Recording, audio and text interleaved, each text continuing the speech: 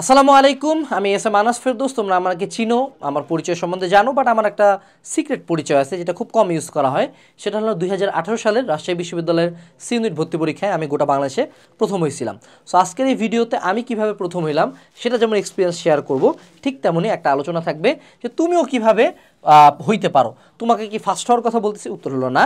তোমাকে যেটা বোঝানো হচ্ছে সেটা হলো যে তুমিও কিভাবে, যদি আমি কম প্রিপারেশন নিয়ে লিটারালি একটা বিশ্ববিদ্যালয়ে ভর্তি পরীক্ষায় প্রথম হয়ে যাইতে পারে, তুমি অ্যাটলিস্ট একটা সিট পাইতেই পারো। সো সেই ওভারঅল জার্নিটা আজকের এই ভিডিওতে আমি শেয়ার করবো, একদম এক্সাম হল ট্যাকটিস সহ।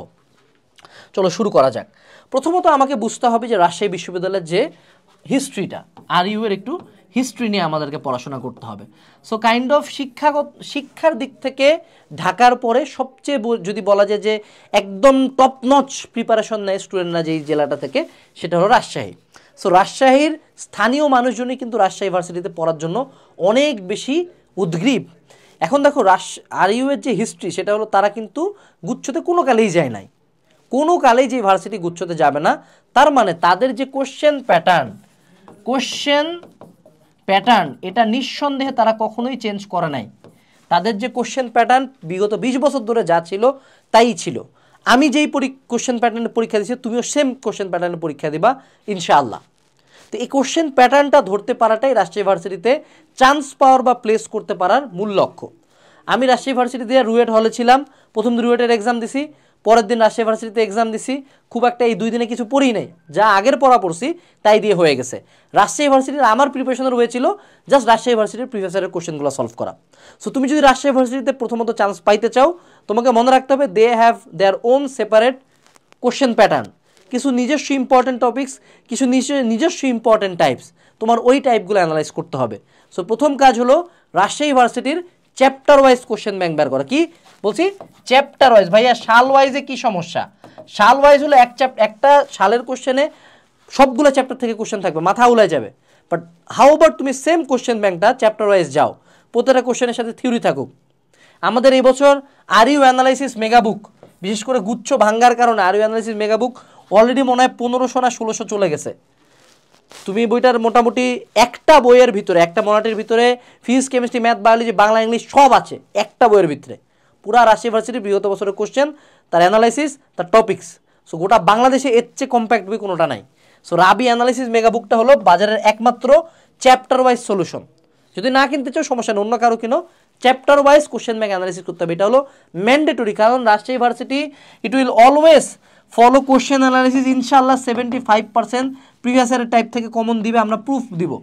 যেদিন রাবির কোশ্চেন এক্সাম হবে ওদের লাইভে আসে আমরা কোশ্চেন সলভ করে প্রুফ দিব যে এখান থেকে 75% আসছে।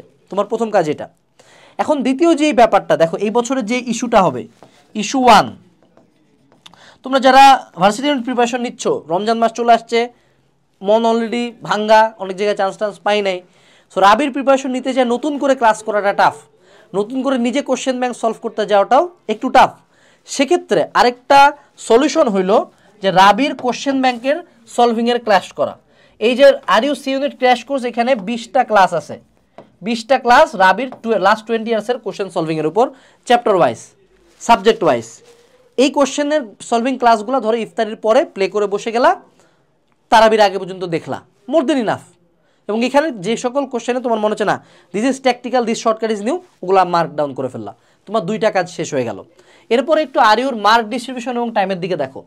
80টা কোশ্চেন 1 ঘন্টা 100 মার্ক, অর্থাৎ 25টা কোশ্চেন থাকবে ফিজিক্স, 25টা থাকবে হলো কেমিস্ট্রি, 5টা থাকবে আইসিটি, ম্যাথ, বায়োলজি 25টা করে থাকবে, আরেকটাতে থাকবে ম্যাথ আর বায়োলজি 13 আর 12, ঠিক আছে? এবং এগুলাতে 25টা কোশ্চেনের জন্য 31.25 মার্ক। এখন এই মার্ক ডিস্ট্রিবিউশনটা একটু বিটকাল, তোমার মার্ক ডিস্ট্রিবিউশন নিয়ে চিন্তা করার দরকার নেই, তুমি টাইমের দিকে তাকাও। 80টা কোশ্চেন 1 ঘন্টা, 60 মিনিটে 80টা কোশ্চেন দাঁড়াইতে হবে, অর্থাৎ প্রতি এমসিকিউতে তুমি 1 মিনিটের কম সময় পাচ্ছ। কত মিনিটের সময় কম সময় পাচ্ছ? 1 মিনিটের কম। আমারও খেয়াল আছে, আমি অন্যান্য সব ভর্তি পরীক্ষা অনেক আগে শেষ করে বের হয়ে গেছিলাম। কুয়েটেরটা মনে হয় আমার স্মরণকালের ইতিহাসে সবার আগে শেষ করে বের হয়েছিলাম, মনে হয় 62তম হয়েছিলাম কুয়েটে, হ্যাঁ। কিন্তু আর ইউতে লিটারালি আমার সর্বশেষ টাইম পর্যন্ত থাকে, ওদের টাইম লিমিট অনুযায়ী পরীক্ষা দিতে হয়েছে, সর্বোচ্চ মানে 10 না 15 মিনিট আগে বের হইতে পারছিলাম। অর্থাৎ টাইম সেভি তোমাকে হইতে হবে। আর ইউতে যদি চান্স পাইতে চাও, নিঃসন্দেহে time is the main issue, time নিয়ে কাজ করতে হবে বাবারা, ঠিক আছে? এটা হলো প্রথম কাজ। এরপরে সাবজেক্ট ওয়াইজ আসি, তুমি কি দাগাবা কি দাগাবা না বুঝো। ফিজিক্স কেমিস্ট্রি আইসিটি তোমাকে দাগাইতে হবে। আইসিটি নিয়ে চিন্তা করো না, আইসিটির যে 5 মার্ক আছে এটা যদি তুমি এইচএসসি পাস করে থাকো এই 5-এর মধ্যে 2 বা 3 তুমি পাবাই। তো আইসিটির জন্য আলাদা করে পড়ার কিচ্ছু নাই। যদি খুব পড়তে ইচ্ছা হয় তোমার বাড়িতে যে আইসিটির যেই রাইটারের বই থাক ওনার 19 দিনের কোশ্চেনগুলো একবার রিডিং দিয়ে যাও, ডান। ঠিক আছে, 5-এ 5 পড়ার দরকার নেই, 3 পাইলে আলহামদুলিল্লাহ, মোর দেন ইনাফ। এরপরে আসো ফিজিক্স কেমিস্ট্রি, তাদের প্যাটার্ন অনুযায়ী হবে। ভার্সিটি ইউনিটের গাইড পড়লে ইনাফ, বা ভার্সিটি ইউনিটের প্রিভিয়াস ইয়ারের কোশ্চেন সলভ করলে ইনাফ। ম্যাথ দাগাবো নাকি বায়োলজি দাগাবো নাকি ম্যাথ বায়োলজি কম্বাইন্ড দাগাবো, এখন বুঝতে হবে তুমি কোন ব্যাকগ্রাউন্ড থেকে আসতেছো। তুমি যদি মেডিকেল ব্যাকগ্রাউন্ড থেকে আসো, গো ফর বায়োলজি বাবা, বায়োলজি দাগা, কোনো চিন্তার দরকার নেই। আর যদি তোর মনে হয় যে না আমি ইঞ্জিনিয়ারিং ব্যাকগ্রাউন্ড থেকে আসতেছি, তাহলে গো ফর ম্যাথ। ঠিক আছে, এখন এখানে থার্ড একটা অপশন আছে। অপশনটা হলো যে তোমাকে ম্যাথ প্লাস বায়োলজি দাগানো যায় কিনা। এইটাতে আমি ফোকাস করতে বলবো। কেন আমি বলি সেপারেটলি ম্যাথ বায়োলজি দাগাচ্ছে, এইটা দাগানো কেন বেটার, একটু ফিউচার প্ল্যানের দিক থেকে এটা বেটার। যদি এটা তোমাদের এখন চিন্তা করার বিষয় না, আপাতত চিন্তা করো জাস্ট একটা সিট পাওয়ার জন্য, বাট আমার মতে বায়োলজি যদি তুমি প্রিভিয়াস ইয়ারের কোশ্চেন সলভ করে যাও, দাগানো বই রিডিং করে যাও, আমি ইঞ্জিনিয়ারিং পাবলিকের জন্য বলতেছি, যেইখানে 12-13টা বায়োলজি আসবে পারবা। আর মেডিকেল পাবলিক যদি ম্যাথ একটু ভালো মতো জাস্ট এই ক্লাসগুলো করে গেলা, প্রিভিয়াস ইয়ারের কোশ্চেন সলভ করে যালা, এখানে যে 12-13টা ম্যাথ থাকবে হয়তো বা অ্যাটলিস্ট 5-6টা পারে আসবা। তোমার তো সব পারার দরকার নাই, 5-6টা পারলেও মোর দিন এনাফ। তো চান্স একটা হবেই, ধরো চান্স না হইলেও ফার্স্ট ওয়েটিং লিস্টে থাকলে টানে নিবে, সেকেন্ড ওয়েটিং লিস্টে টানে নিবে। ওয়েটিং লিস্ট শুনে নাক ছিটকাবা না।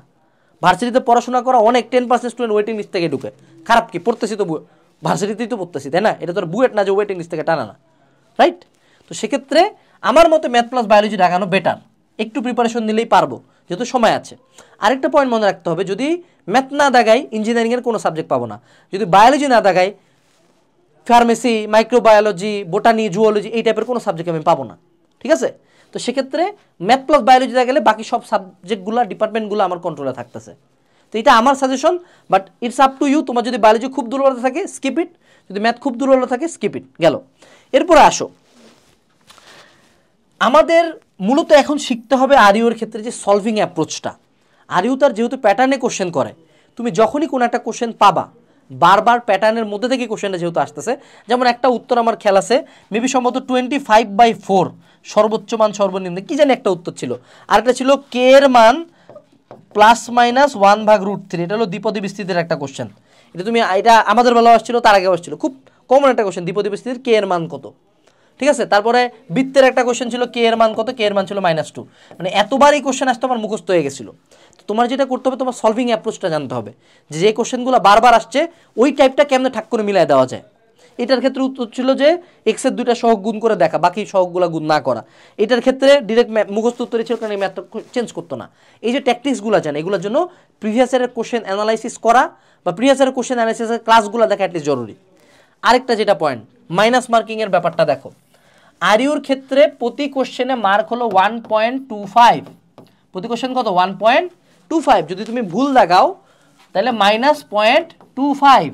এখন এখানে একটা গ্যাম্বল খেলো দেখি, ধরো তুমি 5টা কোশ্চেন দাগাইলা, এর মধ্যে একটা হইলো রাইট আর বাকি 4টা হইলো রং, তাইলে দেখো একটা হইলো রাইট বাকি 4টা হইলো রং, ওই একটা রাইটের জন্য তুমি পাইলা 1.25 আর বাকি 4টা রঙের জন্য মাইনাস হলো 1, তাহলে তুমি 0.25 কিন্তু বেশি পাইলা। তার মানে আরইউতে মাইনাস মার্কিংয়ের যে ব্যাপারটা, এটা একটা লেভারেজ হইতে পারে। দ্যাট ডাজেন্ট মিন যে আমি অন্ধকারে সব ঢিল মারা যাব, তাই কিন্তু মাইনাস খায় ফেল করে যাবা।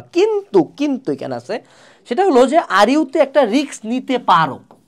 অবশ্যই রিস্ক 2 প্রকার হয়, এক হলো আনক্যালকুলেটেড রিস্ক, আর একটা হলো ক্যালকুলেটেড রিস্ক, যে আমি 3 তলা থেকে ঝাঁপ দিব কিছুই জানি না কই পড়বো। আর একটা হলো ক্যালকুলেটেড রিস্ক, যে 3 তলা থেকে ঝাঁপ দিব, ওই যে আম গাছটা ওইটার উপরে দিব, যাতে ডালে কালে লাগে, পড়ার সময় একটু ধীরে পড়ি যাতে না মরি, হাত পা ভাঙলো যাতে না মরি। তো তোমাকে ক্যালকুলেটেড রিস্ক নিতে হবে, যে যদি আমার মোটামুটি যা যা পারতাম সব দাগায় ফেলছি, অলোকে আছে, এখন আমার হাতে 3 থেকে 4টা কোশ্চেন আছে, আমি একটু রিস্ক নিয়ে দেখতে পারি। আর যদি এমন হয় যে না একে যে কটা দাগাইছে ওগুলাও শিওর না, তার উপরে গণহারে অন্ধকারে ঢিল মাইরে যেতেছি, তা তো কিন্তু ফেল, এটা বুঝতে হবে কিন্তু। আচ্ছা, এরপরে আমার স্পষ্ট খেয়াল আছে, এটা আমার পুরাতন টেকনিক, সেটা হলো যে আমি অলওয়েজ 2টা রান দিতাম। রান কি? রাবিতেও দিছে, রান হইলো প্রথম দাগানোতে প্রথমবার যখন তুমি কোশ্চেনগুলো দাগাবা, যেগুলো একবারে পারবা ঠাক করে, সেগুলো ঠাক ঠাক করে দাগাই দিবা। কোনো যেটা ক্রিটিক্যাল কোশ্চেন মনে হবে এক লাইনও, ওটাতে 1 সেকেন্ড টাইম ওয়েস্ট করবে না। প্রথমবারে যেটা একবারে 100% কনফার্মেশনে পারবা সেগুলো দাগাবা। সেকেন্ড টাইমের যখন তুমি দাগাইতে আসবা, তখন তুমি এবার তুমি চিন্তা করবা, শর্টকাট দেখবা, বা যা করবা ক্যালকুলেশন করবা, রাফ করবা, যা করবা সেকেন্ড রানে, তখন তুমি ক্রিটিক্যাল, অন্ধকারে ঢিল মারা, ক খ গ ঘর মধ্যে চুজ করা, এটা করতে পারো। ইটস আপ টু ইউ, ঠিক আছে। এরপরে আরেকটা যেটা সাজেশন, রাবির ক্ষেত্রে হোক, প্রত্যেকটা ভার্সিটির ক্ষেত্রে কখনো ফিক্সড করে নিয়ে যাবা না যে আমি কয়টা দাগাবো, 20টা দাগাবো নাকি 25টা দাগাবো। যেমন আমার ক্ষেত্রে আমি 15টা ভার্সিটিতে পরীক্ষা দিছি, I never had a fixed plan যে আমি কয়টা দাগায় আসবো। কোশ্চেন যদি সোজা হয় বেশি দাগাবো, কোশ্চেন যদি কঠিন হয় কম দাগাবো, শেষ। এরকম কোনো ফিক্সড প্ল্যান করে নিয়ে যাবে না আমি ফিজিক্সে 20টা দাগাবো, কেমিস্ট্রি 10টা দাগাবো, এরকম কিছু না। কোশ্চেন যদি হার্ড হয় নিঃসন্দেহে তুমি একা কম দাগাবা, পুরো সেন্টার কম দেখাবে। কোশ্চেন যদি ইজি হয় সবাই বেশি দেখাবে। সো তখন কিন্তু ধরা খেয়ে যেতে পারো, কোনো ফিক্সড প্ল্যান নিয়ে যাবা না। আরেকটা বড় সাজেশন, কোন সাবজেক্ট দিয়ে রাবিতে শুরু করবা। আমি কি দিয়ে শুরু করছিলাম? উত্তর হলো, আমার কথা শুনে যদি দেখো আনাজ ভাই ম্যাথ দিয়ে শুরু করছে, একেবারে মরবা, কারণ তোমার বেলা ম্যাথ কঠিন হইতেই পারে, তোমার বেলা বায়োলজি সোজা হইতেই পারে। সো তুমি আগে প্রথমে চুজ করবা, কোশ্চেনটা দেখবা আগে, কোশ্চেন হাতে নিয়ে সর্বোচ্চ 2 মিনিট টাইম নাও, বা এটা সর্বোচ্চ 5 মিনিট সময় হতে পারে, 5 মিনিট সময় নাও, কোশ্চেনগুলো দেখো। যে তুমি প্ল্যান করে গেছো বায়োলজি দেখাবো, বায়োলজি এমন কঠিন, তো সেক্ষেত্রে ম্যাথ প্লাস বায়োলজি দেখাই দিবা। তুমি আগে চুজ করবা, প্রথমে চুজ করো কোনগুলো সাবজেক্ট দেখাবা, দেন তুমি আগে দেখো কোন কোশ্চেনগুলা কোন সেগমেন্টটা সবচেয়ে সোজা আসছে, সেক্ষেত্রে যেই সাবজেক্টটা সবচেয়ে সোজা আসবে সেটা দিয়ে শুরু করবা। সবচেয়ে সোজা দিয়ে শুরু হবে, কঠিন কোশ্চেনগুলো থাকবে লাস্টে। সো এই জন্য শুরুতে কোশ্চেনটা নিয়ে একটু সময়, প্রথম 5 মিনিট বাঙালি দাগায় ফেলবে, অনেকে মানে দেখবে যে আশপাশে পাগলই হয়ে গেছে দাগাইতে দাগাইতে, পরে লাস্টের দিকে আছে ব্যয় করে বসে থাকবে। তুমি 5 মিনিট ধরে আগে চাকু ধার দাও, তারপরে তুমি কোপানো শুরু করো, ঠিক আছে। সো এই ছিল আমাদের রাজশাহী ভার্সিটির প্রিপারেশনের ক্ষেত্রে। আমি এস এ মানাস ফেরদৌস 2018 সালে প্রথম হয়েছিলাম, এবং আমার তোমাদের উদ্দেশ্যে 2টা প্রোডাক্টই আছে। আমাদের আরইউসি ইউনিট অ্যানালাইসিস মেগাবুক, এটা ভয়ানক হারে যাচ্ছে, এবং এই যে সলভিং ক্র্যাশ কোর্স, যত সময় যাচ্ছে মানুষজন ভর্তি হচ্ছে। এখন তুমি দেখো পরীক্ষার 10 দিন আগে তুমি সলভিং ক্লাস করবা নাকি পরীক্ষার 1 মাস আগে সলভিং ক্লাস করবা, it's up to you. Description box check দাও, এই প্রোডাক্টগুলো কিনে ফেলো। আসসালামু আলাইকুম, টাটা।